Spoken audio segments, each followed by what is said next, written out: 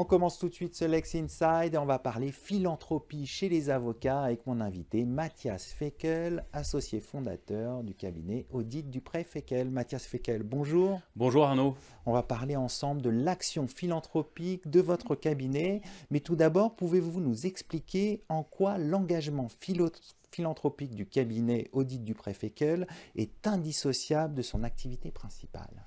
On est un cabinet qui fait beaucoup de droit international, de l'arbitrage, de la médiation, des sanctions économiques internationales, tout ce qu'on pourrait appeler aujourd'hui aussi en partie les problématiques de guerre économique, malheureusement dans un contexte mondial nouveau. Et donc nous sommes totalement engagés dans l'économie internationale. On en voit les bienfaits et on en voit aussi les déséquilibres. Donc on s'est donné comme raison d'être précisément de contribuer modestement à notre échelle à remédier aux déséquilibres divers, environnementaux, économiques, sociaux, migratoires, qui résultent de cette mondialisation. Comment on fait pour remédier à ces difficultés alors? On l'a fait d'abord dès notre création. On est, sauf erreur de ma part, le premier cabinet d'avocats à s'être constitué dès son lancement sous l'égide de la loi Pacte en tant que société à mission. Il y a beaucoup d'autres cabinets qui font de la philanthropie à travers des fonds, des actions diverses, du pro bono. Et un des outils concrets pour cela, c'est le fonds de dotation que nous avons créé, que nous animons, que nous faisons vivre et qui permet d'avoir un impact concret avec des actions concrètes. Alors vous évoquez ce fonds de dotation, il a un rôle clé dans votre raison d'être. Comment ça fonctionne? Alors il est déterminant, c'est l'outil, c'est un peu le bras armé de cette raison d'être qui sinon resterait une proclamation. Si vous le permettez, je voudrais d'abord remercier les personnalités extérieures qui nous accompagnent Bien sûr. dans cette aventure. Laurence Denervaux et Aude de Montesquieu, qui sont des personnalités qui connaissent très bien les problématiques, enfin tous ces déséquilibres justement dont je parlais tout à l'heure, que ce soit interne ou externe. Elles ont un rôle très important en tant que personnalité dans notre conseil d'administration. C'est au sein de ce conseil que se décide à la fois la stratégie du fonds et sa mise en œuvre. Les trois associés, Pierre Dupré, Mathias Audy et moi-même, y sommes très impliqués. Et les collaborateurs, collaboratrices sont invités à y participer. En pratique, la quasi-totalité vient réunion après réunion et s'y implique elle aussi très fortement. Alors justement, on va revenir sur l'implication des collaborateurs. Comment on fait que les collaborateurs sont engagés dans cette action philanthropique? D'abord, ça leur tient autant à cœur qu'aux associés.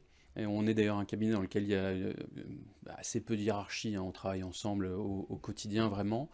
Euh, pour les générations plus jeunes que moi, c'est quelque chose d'essentiel.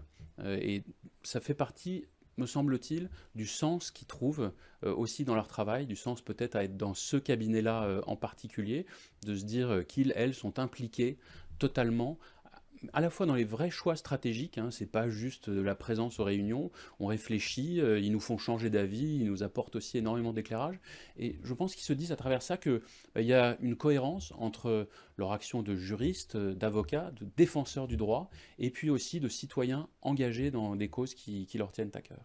Donc c'est quelque chose vraiment d'important pour ces jeunes générations de se saisir et de faire de vraies actions pour justement défendre les libertés.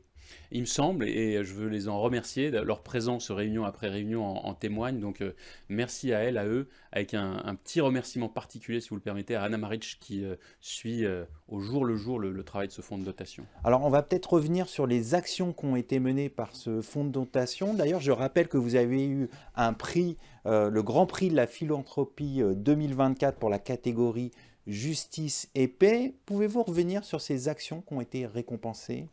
Alors, ces actions, c'est des actions extrêmement concrètes, et nous, on tient beaucoup à ce qu'il y ait un impact réel et vraiment concret dans la vie quotidienne.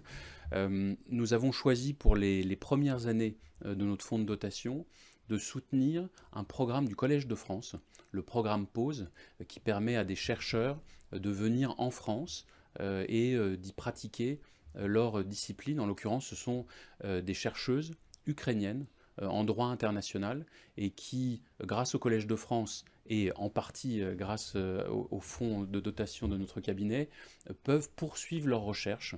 Il nous a semblé absolument fondamental, au moment où s'est déclenchée la guerre en Ukraine, l'agression russe contre l'Ukraine, d'avoir une action. Alors encore une fois, elle est ponctuelle, elle est modeste. Bien En sûr. revanche, elle est réelle et concrète, et donc de soutenir ces recherches en droit international pour des femmes qui ont dû fuir dans les pires conditions la guerre dans leur pays, mais qui ici peuvent continuer à travailler et à enrichir aussi la recherche scientifique.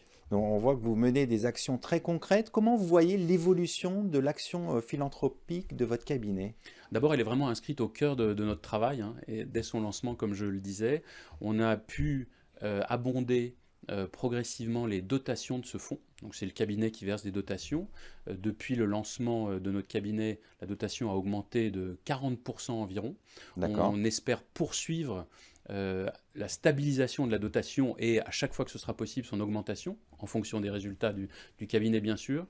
On est très attaché à l'impact, donc on veillera à ce que cet impact perdure. On s'est fixé aussi comme règle de ne pas soutenir des projets trop longtemps dans la durée, suffisamment longtemps pour qu'ils puissent déployer leurs effets, mais, et ça c'est vraiment inscrit dans notre fonctionnement, que personne se dise qu'il y a une logique d'abonnement où en fait tout le monde doit se remettre en cause. Nous dans nos actions, mais aussi les destinataires de ces sommes, pour être en permanence à la recherche de nouveaux financements, se diversifier.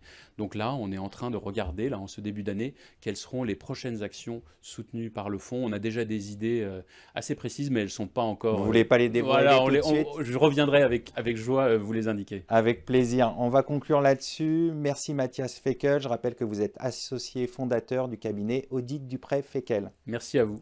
Tout de suite, l'émission continue. On va parler administration de la preuve dans le procès civil.